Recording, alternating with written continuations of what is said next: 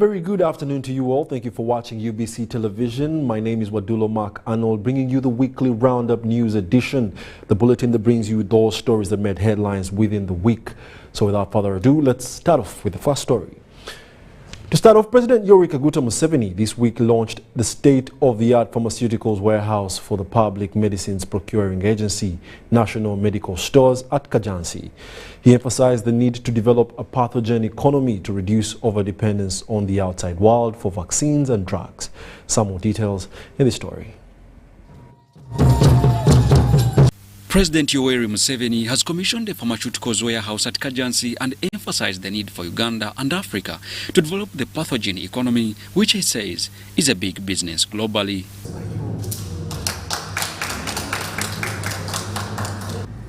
I was looking at the figures. The global business of pharmaceuticals is 1.4 something trillion dollars. The global business of all this, of the medicines, the vaccines, is 1.4 something trillion dollars. Of that, Africa makes only about 40 billion, 50 billion. This is not good. This is how Africa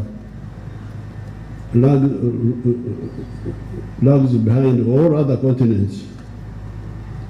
And here we are going to get out of that. We are doing everything possible to make the drugs here, to invent new ones. The president said that the need for the country to strengthen disease prevention mechanisms is key to development. Would include preventing sicknesses and treating the few that are not preventable. That's what the education should be about. But not specialize in allowing people to be sick and encouraging them to be sick, and then you wait for them in the hospital. This is not, this one, it takes a lot of resources unnecessarily. And of course you are not short of sicknesses, because the other ones, what you call the non-communicable diseases, are coming up also in Uganda. Because you are getting richer, and now we are getting the disease of richness. Hypertension, what have you, all those are coming up. So, of course, even those ones are also preventable, as you know, many of those. The Minister for Health, Dr. Jane Ruth Acheng, commended government for supporting National Medical Store to increase on the volume of essential medicines and medical supplies. For example, in 2012, the volume of essential medicines and health supplies handled by National Medical Stores was 185.5 billion Uganda shillings. Currently, the volume of essential medicines and health supplies handled by National Medical Stores as of June 2022 is 2,038 billion. That is the magnitude of the increase. Health development partners commended government for acquiring the state-of-the-art pharmaceuticals warehouse on grounds that it will improve efficiency in the health supplies chain. The investments that the Global Fund and other partners have made in Uganda's health system have been bolstered by your strong and visible leadership, Your Excellency, as evidenced by the health priorities in Uganda's Vision 2040 and all prior national development plans. This is really critical for the Global Fund because, as many of you know, Global Fund investments are based on country priorities. And so having the country leadership really visible and making these decisions is important for the Global Fund. Congratulate you and the government of Uganda on accomplishing yet another milestone in improving services for the country's people. This milestone, the completion and the inauguration today of a new warehousing facility for National Medical Stores, will help ensure that much-needed medicines and health supplies are properly managed from receipt to storage and onward until their ultimate delivery to the health facilities and use by those in need.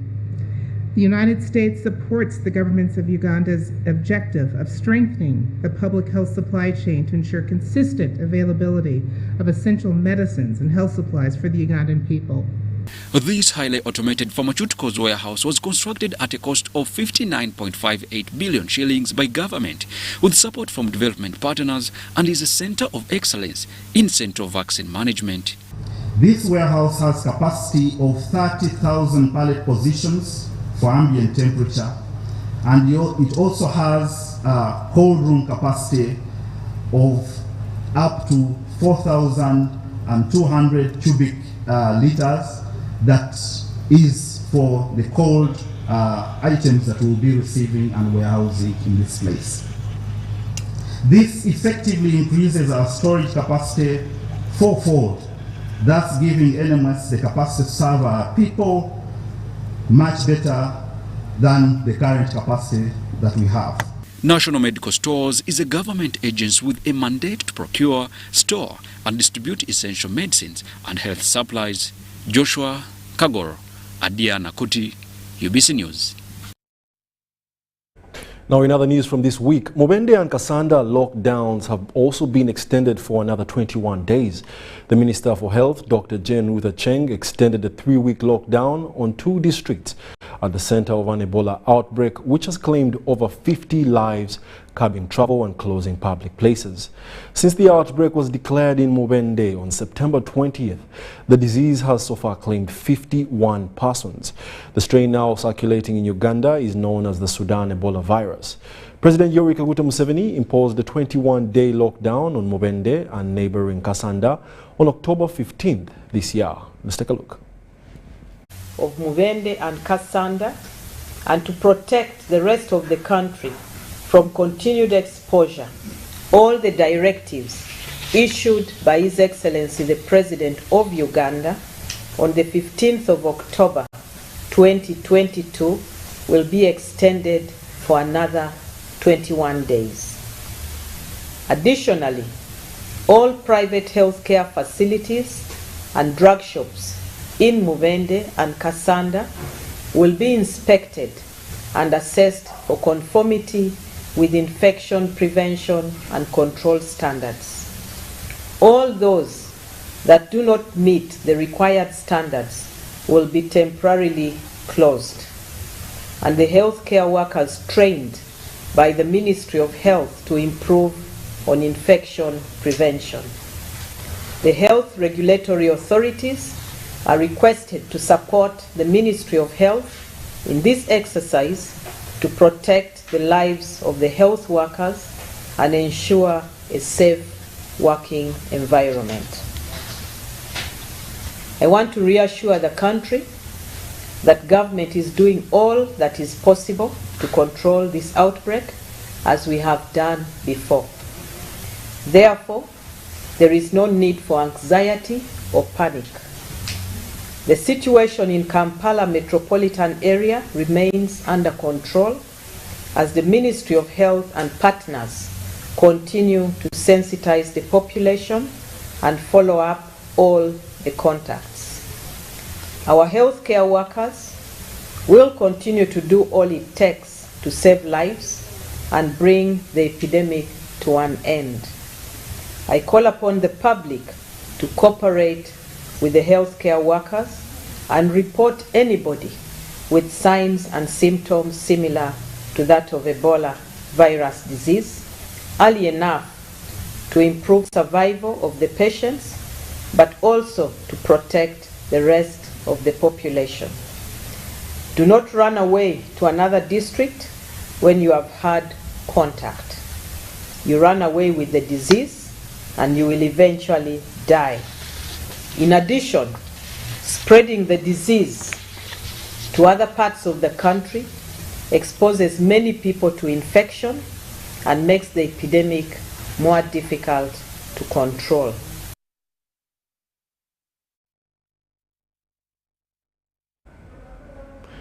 In other news, the Deputy Speaker of Parliament, Thomas Tayebwa, this week appealed to the European Union MPs that convened in the capital city of Maputo in Mozambique to reconsider revisiting their earlier decision stopping Uganda and Tanzania from building the East African crude oil pipeline. Now, Tayebwa was speaking at the ongoing SCP-EU Joint Parliamentary Assembly in Maputo City, Mozambique, with EU MPs on issues of climate change. Tayebwa, who is leading Uganda's delegation to Maputo City in Mozambique, told the Pan-African Parliament Assembly that the EU resolution on the East African crude oil pipeline was a unilateral decision taken without consulting the governments of Uganda and Tanzania. He noted that the decision was premised on wrong facts. President, we are doing badly as a country. The largest emissions of gas we are having as a country is from deforestation and charcoal. And we are saying allow us to develop our gas sector, oil and gas sector, so that we can finance our renewable energy project. We are going to do it sustainably and responsibly. Our coal and our oil has less carbon. Now today Germany is opening its doors again for coal. They're going to damage more environment, and the recipient of this damage is ACP countries. It is very surprising, Chair, to see that the motions which our partners are bringing to this August House are always policing our countries and not policing themselves. Tayebwa told the Assembly that Uganda will develop the project responsibly with all scientific measures taken into consideration to ensure that the project does not affect the environment. The studies show most of the oil projects, they release 80 kilograms of oxygen of carbon dioxide per barrel. The one of Uganda is going to be releasing only 10 kilos of carbon dioxide per barrel. So we are saying support us so that we as a country that is developing, you don't put us on the same yardstick as countries that are already doing well. The EACOP project seeks to make Uganda self-reliant. At the moment, Uganda imports 16% of fuel. However, once the EACOP project starts running, the extracted gas, once processed, will reduce on the use of wood fuel, hence stopping deforestation. In their submission, the EU Parliament pledged to support the green economy, which promotes environmental protection. There is a corporate due diligence on the project to mitigate human and environmental effects. Now, in a new fossil fuel project, in a time where we really have to cut every emission possible, is just crazy. And I will tell you, this will not create energy sovereignty. The only way is to invest in renewable, decentralized energies. This will create energy sovereignty. But the good part of the message is, you do have all the resources it needs for this green transition. You do have all the minerals. We have to invest in local production of renewable energies. A resolution that clearly stated that we should phase out as soon as possible from every fossil fuel energies, but there was an amendment from Tanzania and Barbados that killed this and watered it down completely. Tayebwa also spoke strongly on the unfairness to advocate for non-exploitation of the natural resources in ACP countries for their advancement. Well, furthermore from the week, the Parliamentary Committee on Health, chaired by Dr. Charles Ayume, this week urged the Ministry of Health to reprimand ROCO constructors or put them at task to finish their infrastructure works at Mulago National Referral Hospital so that the public actually gets the value for their money. This was during an interface between the committee and the top management of Mulago Hospital, meant to clear some concerns about the hospital at Parliament. We will not have water for 2 days. I mean, sanitation and health go hand in hand. The Parliamentary Committee on Health has interfaced with the top management of Mulago National Referral Hospital at Parliament to clear some of the queries and state the challenges the hospital is facing.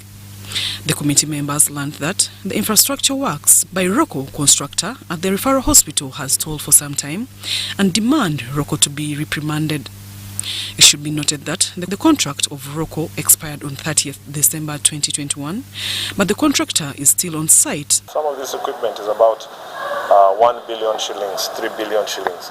So they have been redundant for 2 years, meaning the taxpayer who pays taxes to get a service is not getting the service, simply because of a contractor who was given money under a loan, was not able to finish their work on time, and the work is not substandard. So we are asking ROCO, and we ask the Minister of Health to please come in and prevail.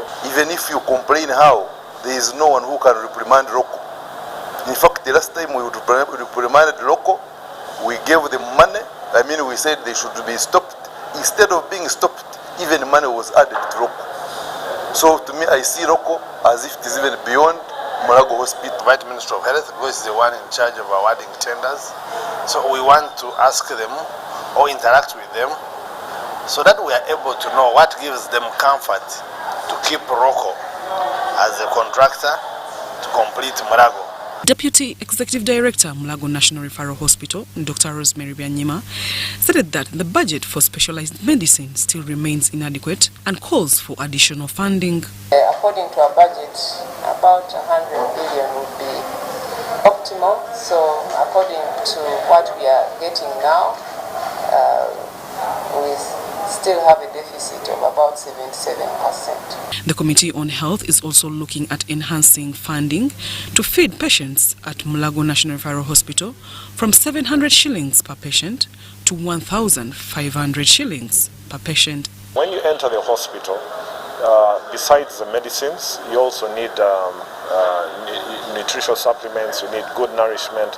So I think it's incumbent upon our health committee to see if we can increase it to maybe 1,500 shillings so that at least somebody can get some good food supplements during their stay in Mulago Hospital, or even to 2,000 shillings. Imagine a village who has been referred from Kambuga, has not prepared and has come to Mulago and is not going to be given food. Imagine a patient with cancer. Needs good nutrition, but is going to be fed on posho and beans every day. So this money is little, I agree with them, and the budget should be increased. Zahara Abigaba, UBC News. Let's now take a short commercial break. When we return, we'll be back with business.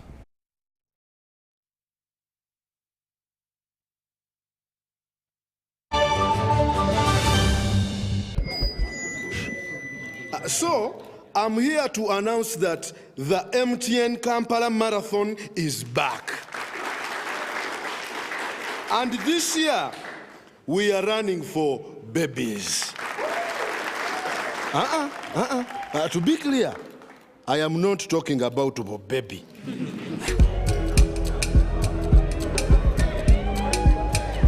No.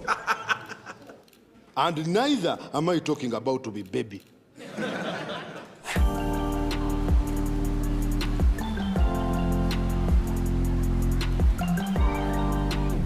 I am talking about these small dollars.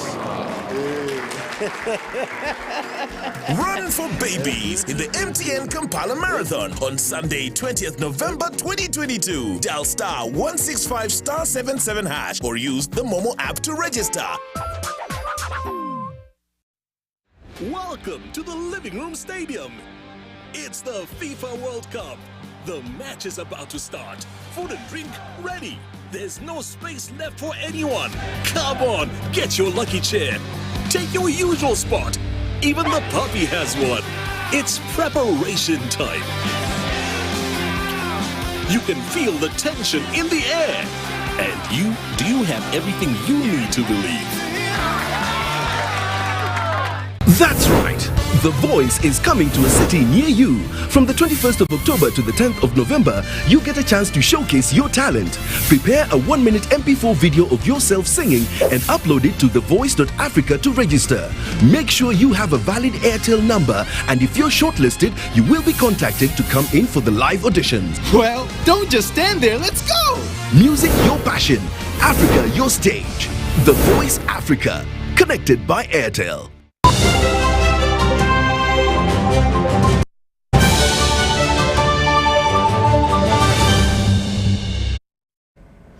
Welcome back. You're still watching the weekly news roundup bulletin right here on UBC TV. We'll now take you to the world of business. In an effort aimed at supporting small-scale farmers, government has been encouraged to reduce taxes on irrigation and agro-equipment. In the same regard, government was commended for supporting agriculture institutions by donating value-addition equipment for training the youth and communities to overcome poverty. Some more details in this story. The proprietor of Seed Organic Agriculture Training College, Michiana Samuel Nyanzi, has advised the youth to join agriculture colleges, the backbone of the country's economy. Nyanzi was leading journalists on a familiarization tour on the institute. Agriculture as sexy as possible, and that's why you see these youth, they are very proud of being here. And agriculture is not only holding a hoe, but agriculture is the whole value chain. If the youth are unable to go into the digging, they can go into agriculture through input production, that is making by fertilizers. They can go into agriculture through agro-processing. They can go into agriculture through different aspects. So I encourage youth actually to look at the value chain of agriculture. Nyanzi said, though some districts have received heavy rains, others are still experiencing drought and need government's intervention to save them from this challenge affected with socially and economically. The instructor in this agriculture institute, Stuart Nyanzi, commended government for emphasizing supporting both government and private agriculture training institutions with value addition equipment and appealed to farmers to prioritize value addition in crops. We now into what we call sexy and digital agriculture. That is why there is this sector of value addition and agripreneurship. We only focus on production, value addition of only agriculture, organic goods. So I encourage other youths that are around there, instead of being home, come and join us. Come and add value to your life and then to the food that we are eating. The youth undergoing agriculture training commended government for value addition and agro-equipment. Let's not look at agriculture, leaving it for old people. Let's come in and we fit in it to enjoy our life. I now know how to grass pineapple using juice grasser, to pasteurize, how to fill the bottle with juice and... Sudat Kaye, Fred Kasiwante, UBC News. Government will not renew Eskom Uganda Limited and Umeme's concession when they come to their natural end in 2023 and 2025 respectively. This was disclosed this week by the Ministry of Energy and Mineral Development. The two energy sector affiliated companies had a 20-year service contract with Government of Uganda. Dennis Igoa had these details. According to Okasayo Polot, the State Minister for Energy, government agencies, Uganda Electricity Generation Company and Uganda Electricity Distribution Company Limited are set to take over the management of the key power projects. Next one, which is ending, is Eskom concession, which has been running for the last 20 years. Is coming to an end in March 2023. And we have prepared that those plants, Tira and Nalubali, to be run by our own Uganda Electricity Generation Company. The next one, which is coming to an end in 2025, is Umeme concession. Cabinet has already made a decision that we allow that concession to come to its final end in 2025. And we are preparing UEDCL to take over the distribution of electricity in the country. The revelation at the Power Forum 2022 in Kampala follows protracted discussions by the utility company and government on concession extension, on whether the public entities appointed to manage the 180 megawatts Nalubale power station in Jinja and Umeme have technical and human resource capacity. The electricity regulator had this to say. I really don't see that as a problem, because these concessions are run by Ugandans.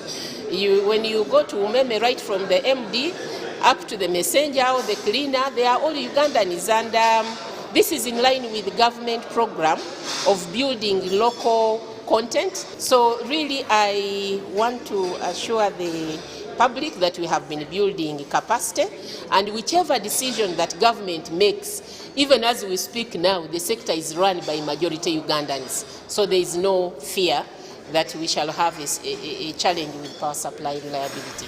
In its 17 years of operation, Umeme, a Uganda Securities Exchange-listed company, prides in building a reliable electricity infrastructure which continues to play a major role in fostering Uganda's social and economic growth. Many times people think that when power goes, oh, Umeme, you guys, you're not interested in delivering power. Let me tell you one thing. There is no company in this country that is more interested in delivering reliable power than Umeme. Why? Because the moment your power goes, we're losing money. Well, at the time Umeme started in 2005, there were about 250,000 customers on the network, on the national grid. Yeah, so a lot of work has gone in there to ensure that we bring as many people to the grid. So we're talking about between 1.6 and we are moving towards 1.7. Umeme Limited is the largest energy distributor in Uganda, distributing about 97% of all electricity, whereas Eskom Uganda Limited, the Trans-Nalubale Power Dam, is a subsidiary company of Eskom Enterprises, state-owned company limited of South Africa. Dennis Igoa and Juman Samba for UBC News. Well, more from the Eskom and Umeme concession end in our pre-coming bulletins. However, most of us have heard about satellites in our bulletin, in our movies or in various places. But did you know that Uganda is about to launch its satellite just a few hours from now? More on this after this break.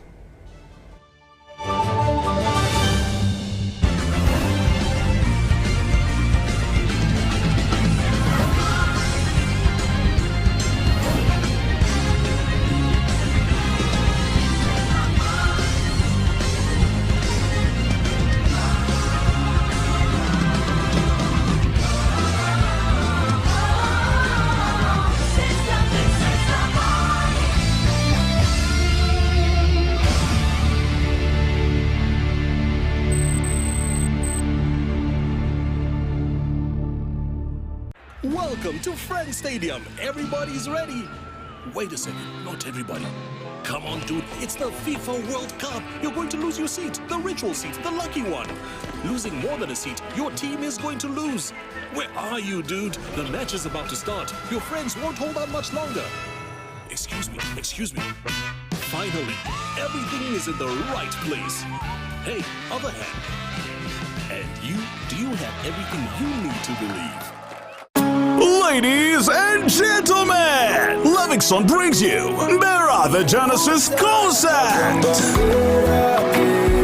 on 26th November 2022 at Kololo Airstrip. Come and celebrate gospel music as we take you through the Genesis, featuring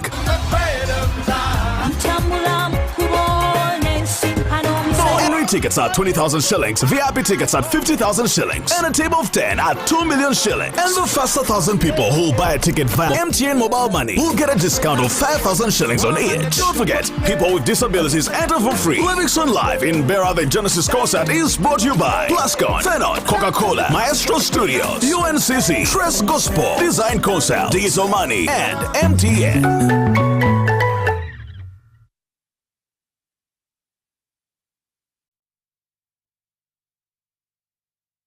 The Tales of Kasozi, brought to you by Uganda Communications Commission. Hello? This is Kasozi. How can I help you? Hey, Kasozi, my brother. Long time. We last met when we were at campus. It's been a while, but you are the person I'm looking for. Campus? Really? Hey, you don't remember me? Okay, so how can I help you? I'm stuck in Gulu making millions, and I need to urgently send money to my sick mother. But I can't find any mobile money agent near me. I've sent the money to your phone, as you can see the message. It might take a few minutes to come through, but I urgently need you to send the money to my mother. Let me send you her number, and you send it to her chap. My friend, I'm afraid your mom is going to die. What? Because I don't know you, I never went to campus, and I'm also in Gulu. So can we meet at CPS, we talk about it? Stay tuned for what Kasozi does next. Tofera, refrain from unnecessary engagement with strangers over the phone. This message is powered by the Uganda Communications Commission. My My name is Charles Peter Maiga, the Katikiro of Buganda. It's very important to groom and nurture children into responsible citizens. But that doesn't mean that we've got to beat them up, got to hurt them. I think we need to groom our children into people who have self-worth. That will enable us to have citizens who will be responsible and who will also look at violence with disdain. Because a violence-free childhood is everyone's right. Raising voices.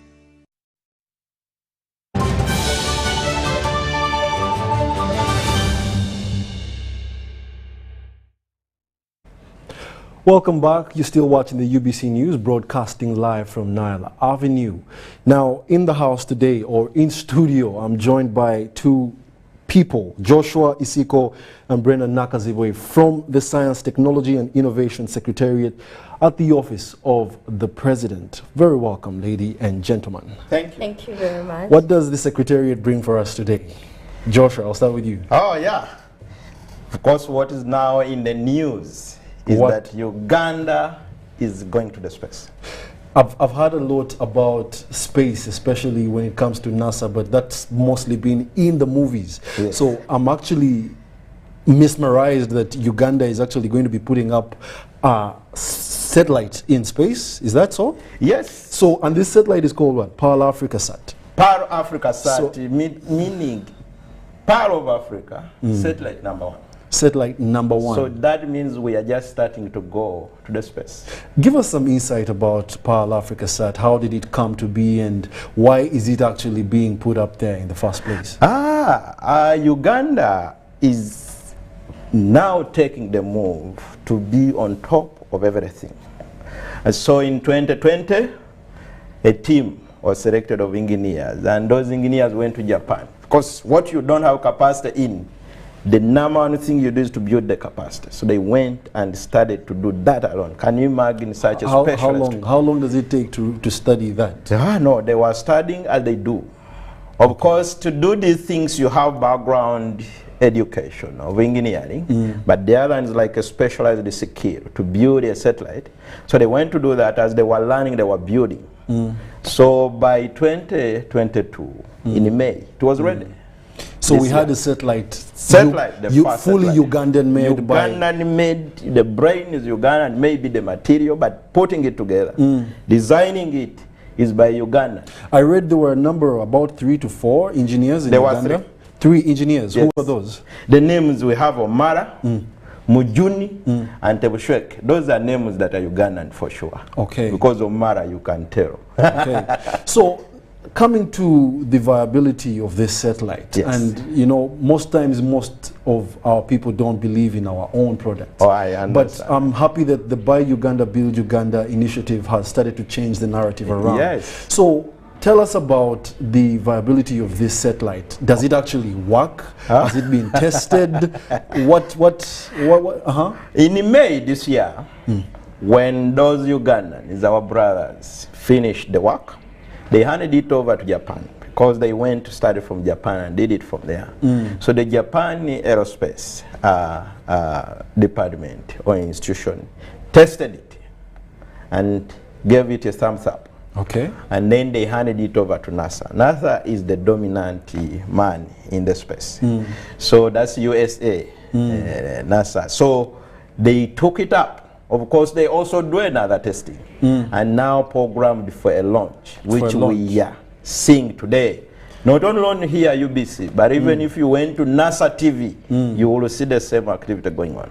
So Joshua, are you telling me that in a few hours from now, we're going to be launching a satellite in space? Uganda will be in the space. Now, a lot of Ugandans must also be wondering, why is Uganda launching a satellite in space? What is the benefit of having a satellite in space?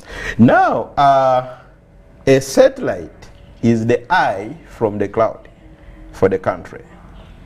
It's like you saying, I want to know what is in the other field, which is a bush, but you have not been able to sit there because of obstruction. So Uganda is now putting its eye in the space, first to see its own country, but also can see other things outside the country. So in that way, when you put the eye on the ground, you are able to see a number of things. You take images, you can take images on how the vegetation is changing.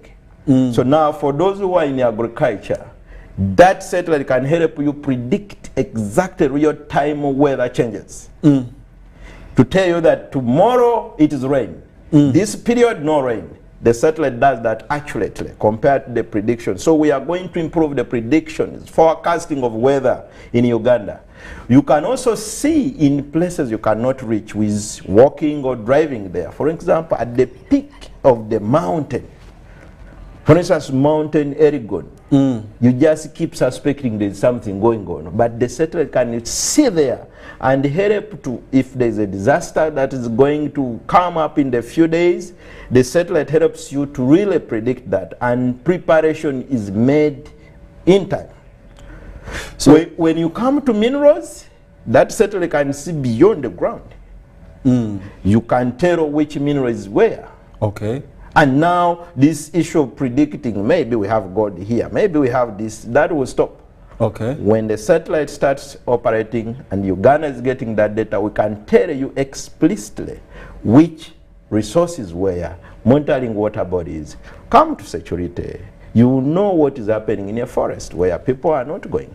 Okay, so maybe to bring Brenda into this conversation. Yes. You know, satellites are something that I personally have also seen with NASA and Japan, China, Russia, and the likes. Those are especially, you know, developed countries. But what other African countries are right now operating with satellite? Or maybe would you enlighten us about our uniqueness and how different are we standing out from other countries? Okay, thank you so much. Africa also has its powers in that line of launching satellites or functional satellites. But I want to say to the country and to the continent that Uganda is here. It's also, we are also developing our very own satellite agency. So with the training, with the capacity building ongoing, and at Science, Technology and Innovation, Office of the President, that you talked about, where we come from, we have a whole bureau, we call them bureaus, on aeronautics and space science. So we are training, we are building capacity, and we are setting up actually in Mpoma. We are changing the whole landscape over there, and the benefits that Joshua has talked about, we are going to be seeing. And not only in Uganda, the East African community is also getting into this to connect, to coordinate all the platforms where we are having space life happening. And through the East African Commission on Science and Technology is coming in to support these efforts. So Uganda is joining the space. So I must say that it's a bit quite unique. I've not heard any other East African country launch a satellite in space. So are we saying that we are the first East African country launching a satellite?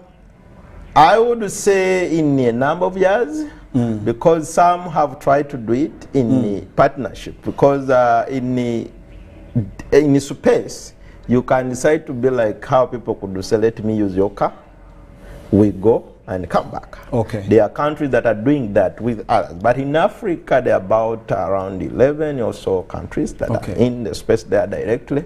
Others keep surviving on other satellites. So in East Africa, I think this brings out what we always tell people, that we want to make Uganda, as Science, Technology and Innovation, Office of the President, let Uganda be the best. So allow me before, Brenda and Joshua, but I think Brenda should take this. The Secretariat is almost about what, 2 years old now? 1 year. Almost, say 1 year, less than 2 years, okay? And we're seeing all this momentum coming through. You guys are the ones now spearheading Chira EV, you know, the transition from petroleum to electric mobility and the likes, Where has this momentum come from? And we used not to see this before, but we're seeing it now. Okay, thank you very much.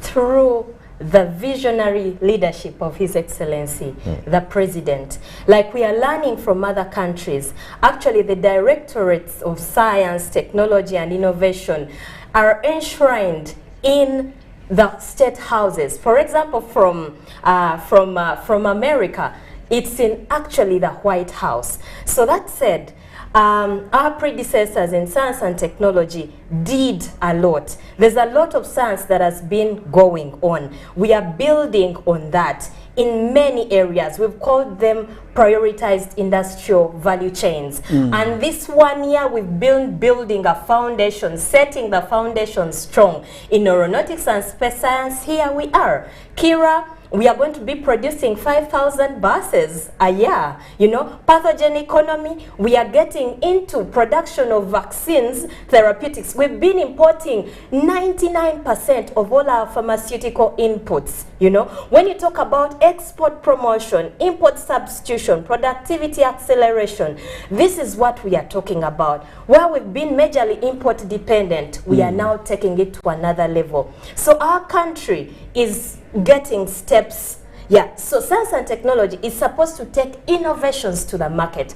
But where innovations have been made and knowledge disseminated, it has majorly been about publication. But now we are saying from the innovation, from the laboratory to the market, all the way. Which brings me to another conversation. Yes. Tomorrow we are starting the National Science Week, happening at Kololo Independence Grounds. Yes. What is on ground as per se, and you know, what should we expect as Ugandans? How do we get involved, and what should we expect to see at this National Science Week? Wow, what a curtain raiser the satellite launch has given us. Oh my, what an opening today as we launch. Then flow right into the Science Week. Tomorrow, the Honorable Minister will be delivering a keynote address at Kololo by 8. Please be there. The whole public is welcome. Then the Right Honorable Prime Minister will be there to open. Massive, great. You are very welcome. And then that is Monday. And then we shall have edutainment and a segment for the students. They have to come learn. They have to be, for example, that 3 engineers we are talking about. The engineers working on our Kira EV, Kira Motors. Here we are. The vaccine scientists in there, the Industry 4.0 were in Mauritius recently, and they were telling us Industry 5.0. So you can imagine. So we put a whole segment tomorrow after the official opening for students. Then go to Tuesday. We are talking about investment.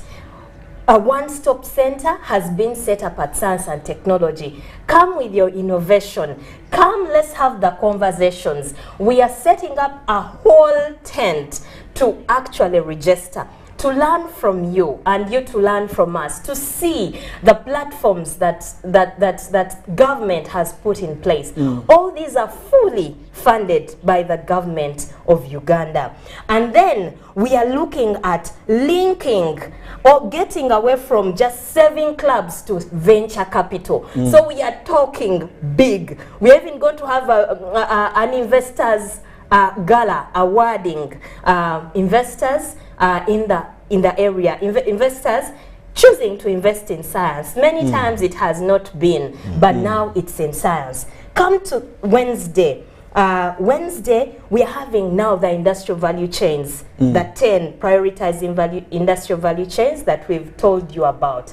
Here, we are going to let the world know the role of science. And our vision for the Science Week is Uganda at 2040. You know, we have our vision 2040. But looking at the way we can deliver that vision is through science, technology, and innovation. Science is not a delivery ministry or secretariat. It actually brings products to the market to support the education sector, to support the roads and works sector, to support the health sector, to support aviation. All these talk about it. So the industrial value chains, you'll be hearing in, you'll be seeing panels of discussants, the best brains of this country, talking through and continuing to create synergies to enlighten the country and also the steps taken. And then the final day, the Science Week leads into the celebration, the commemoration on the 10th of every year. And bet you me, Uganda is going to have the best Science Week, like we did last year when we had the inaugural one, the World Science Day for Peace and Development, celebrated worldwide. So His Excellency, the President, is going to be officiating. Okay. Of course, you know how passionate he is. I know he's been passionate about the science. sciences. He has supported 100%. The- So finishing on this, he's awarding scientists that are at investment level, not just research and development, but investment level. And then we also have made it bigger this year by hosting the East African Community Science and Technology Commission Youth Innovation Forum. So Uganda is the host. So on that day, on the 10th, as we crown up, His Excellency will actually be giving awards to youth innovators. So it's going to be big and massive. The general public, you're very welcome to Kololo. We shall be glad to have you. You made 2021 great. 2022 is even going to be greater. Yes. Now, I mean no offense at all. You're both scientists, but you speak so passionately, you almost come off as artists. You know. But personally, I'm an artist. I mean, the work that I do is it involves aesthetics. You know. But I must ask, you know, to what extent is science really going to change the narrative of Uganda? Because we have so much potential in the likes that we see a lot of raw material, you know, potential here. A lot of countries export our raw materials and bring back finished products into Uganda as, you know, which are really exorbitant in terms of their prices. But what's the potential of Uganda? What's the potential of science to hold Uganda in the regard that the president looks at? Science is a game changer in this way. What Uganda has been suffering is you make your little hard-earned money and pay it for a product that is imported. So when you pay for that product that is imported, remember the trader paid that money in that country. So he's coming to recover the money that he left there. So literally what you earn is what you lose.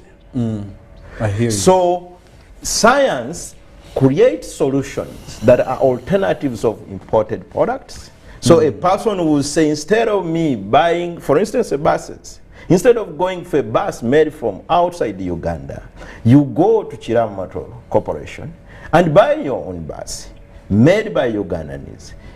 The people who are making it are Ugandans. They are earning a salary from there in that corporation. The materials we've used are mined from here, because the steel and all other things. Of course, that bus will help you not to lose some of the things, because import duty, you get it as a Ugandan, but also Kenya, where there is a depot and all that. So this science is going to bring a replacer. It is going to increase the growth of companies that are based on science products. And so people get jobs. People are going to have their money earned by their fellow Ugandans.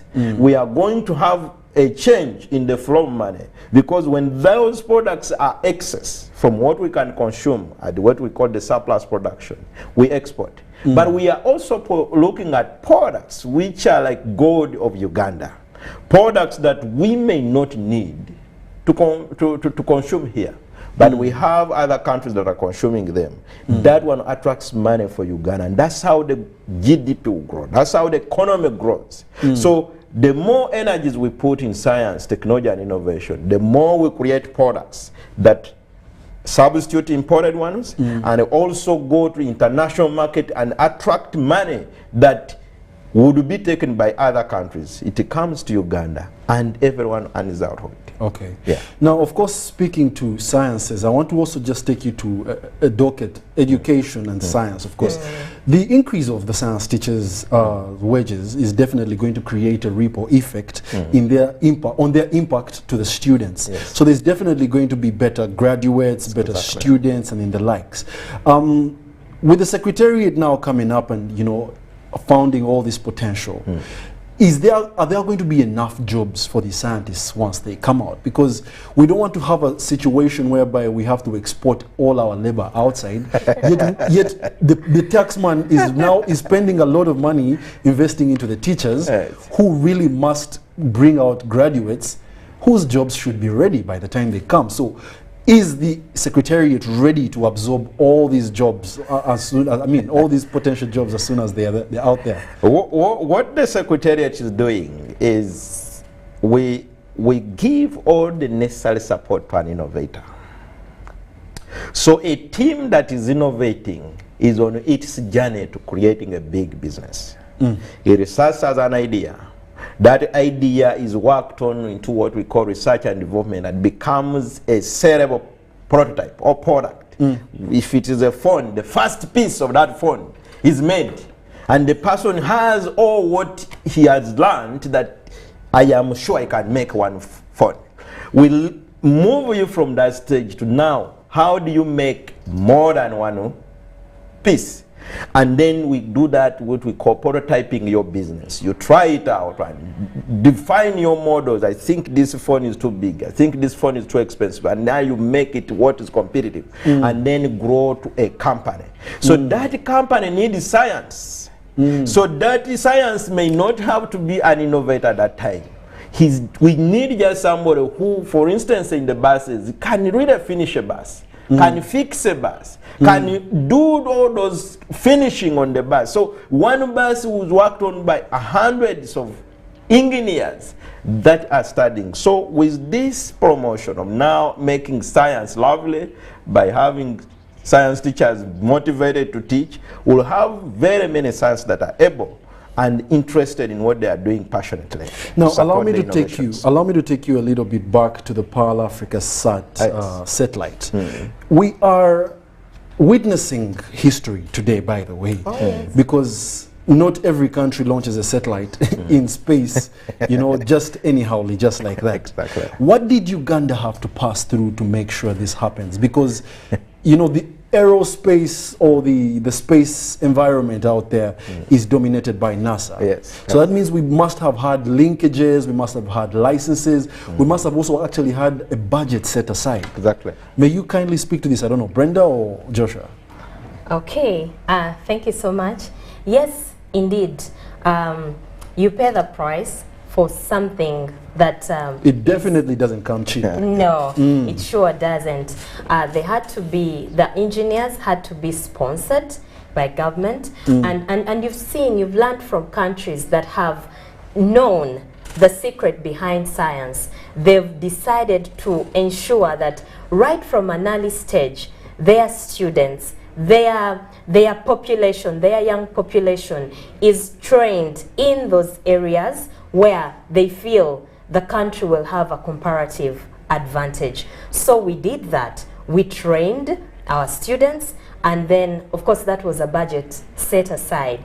And then with science, technology, and innovation, which is just about a year and 6 months old, we ensured we have a whole bureau that is now going to bloom up into a whole space agency for the country. Who knows? Next time we shall be the ones piloting the way Japan did for us. We shall be having a whole training session for East Africa, for the continent, and maybe even from outside the continent. So these are the visions that we have. So for 2040, as we are talking the Science Week and definitely aeronautics and space science, these are the visions that we are having. We put all our strategic plans down, and this is what we are planning to do.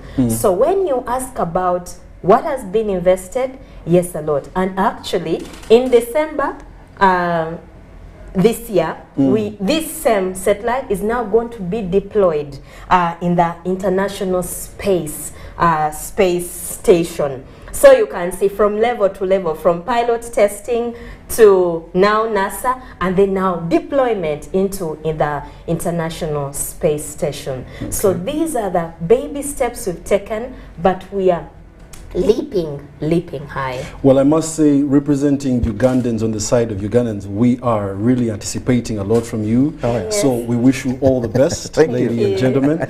Yes, Brenda Nakazibwe and Joshua Isiko, they are a team from the Science, Technology and Innovation Secretariat at the Office of the President. Ladies and gentlemen, a few hours from now, we'll be witnessing history, putting our first satellite in space. Not every country gets to do this, but Uganda is doing it. And we really thank our President Yoweri Kaguta Museveni for making sure that he fronts such initiatives to put Uganda ahead. We shall now take a short commercial break and be back.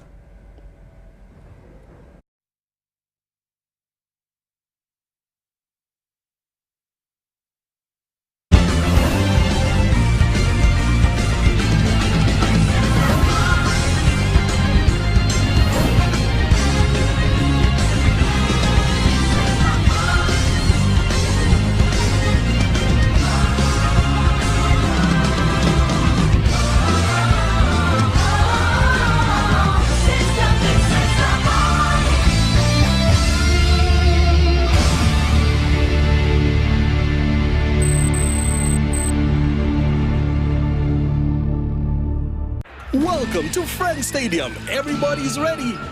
Wait a second, not everybody. Come on, dude. It's the FIFA World Cup. You're going to lose your seat, the ritual seat, the lucky one. Losing more than a seat, your team is going to lose. Where are you, dude? The match is about to start. Your friends won't hold out much longer. Excuse me. Finally, everything is in the right place. Hey, other hand. And you, do you have everything you need to believe? Ladies and gentlemen, Livingston brings you Bera the Genesis concert on 26th November 2022 at Kololo Airstrip. Come we celebrate gospel music as we take you through the Genesis, featuring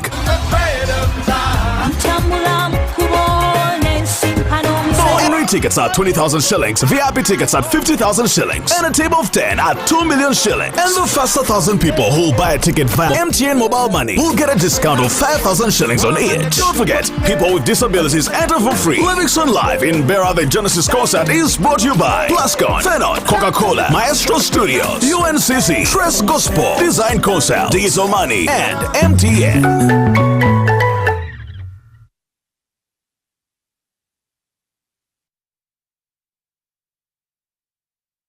The Tales of Kasozi, brought to you by Uganda Communications Commission. Hello? Hello? This is Kasozi. How can I help you? Hey, Kasozi, my brother. Long time. We last met when we were at campus. It's been a while, but you are the person I'm looking for. Campus? Really? Hey, you don't remember me? Okay, so how can I help you? I'm stuck in Gulu making millions and I need to urgently send money to my sick mother. But I can't find any mobile money agent near me. I've sent the money to your phone, as you can see the message. It might take a few minutes to come through, but I urgently need you to send the money to my mother. Let me send you her number and you send it to her chap. My friend, I'm afraid your mom is going to die. What? Because I don't know you, I never went to campus, and I'm also in Gulu. So can we meet at CPS, we talk about it? Stay tuned for what Kasozi does next. Tofera. Refrain from unnecessary engagement with strangers over the phone. This message is powered by the Uganda Communications Commission.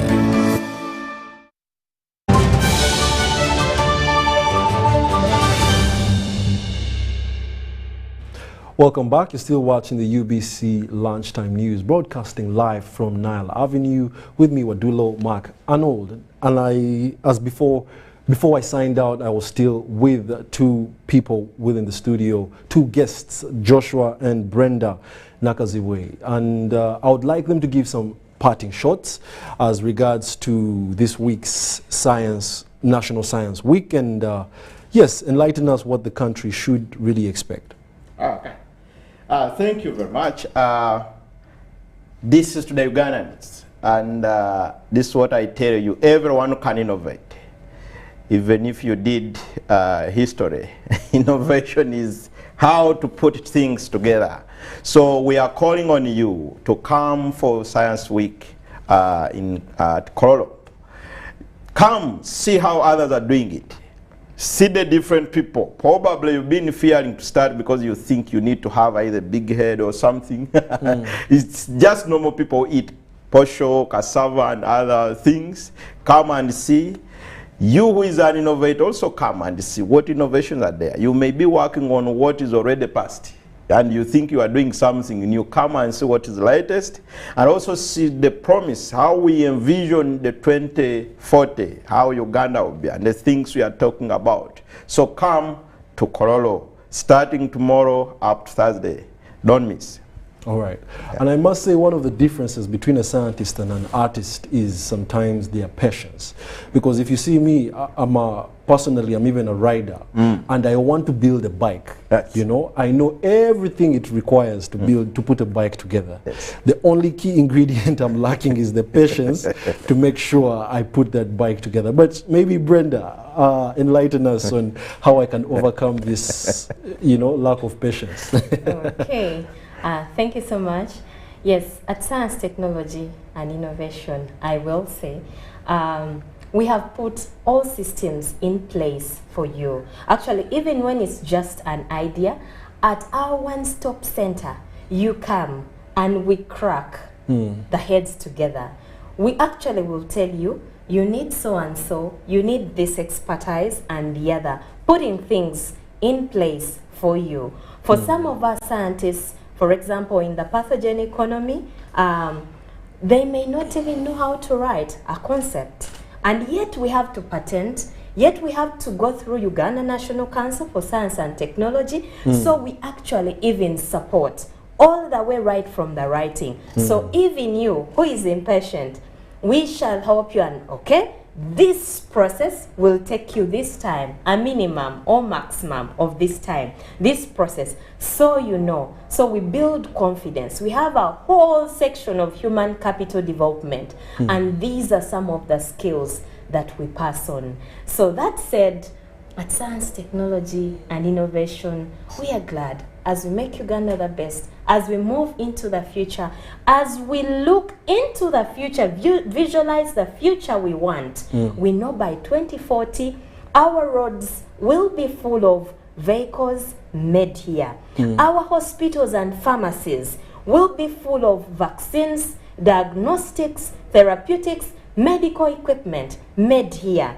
Our Industry 4.0, all these gadgets that you see, the chipsets, everything will be made right here in the country. The imports, the quality, you know, will be right stemming from here. So what a privilege we have at a time such as this to drive into the future. You and I are looking forward to that future. You're welcome to the Science Week. Come, let's learn together. But come, let's buy Uganda, build Uganda. A lot of capacity. Well, Brenda, I must say you speak quite well, and I really want to take your promise as a different one from the kind the politicians make. Okay? But thank you very much for honoring our invite in the studios. We're very honored, and we're glad to have you, you know, back here again to tell us about how the Science Week went. Ladies and gentlemen, Brenda Nakazibwe is the team leader pathogen economy, and Joshua Isiko is also the team leader of productivity at Productivity Acceleration Bureau at the Science, Technology and Innovation Secretariat Office of the Prime President. My name is Wadulo Mark Arnold, and thank you for being a lovely audience.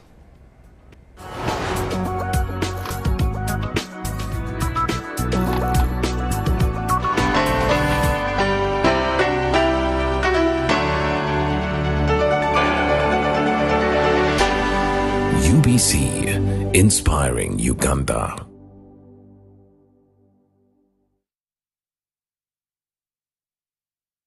The Ministry of Health informs the public that due to the ongoing threat of polio outbreaks in Uganda, it will conduct the second round of the national house-to-house polio immunization campaign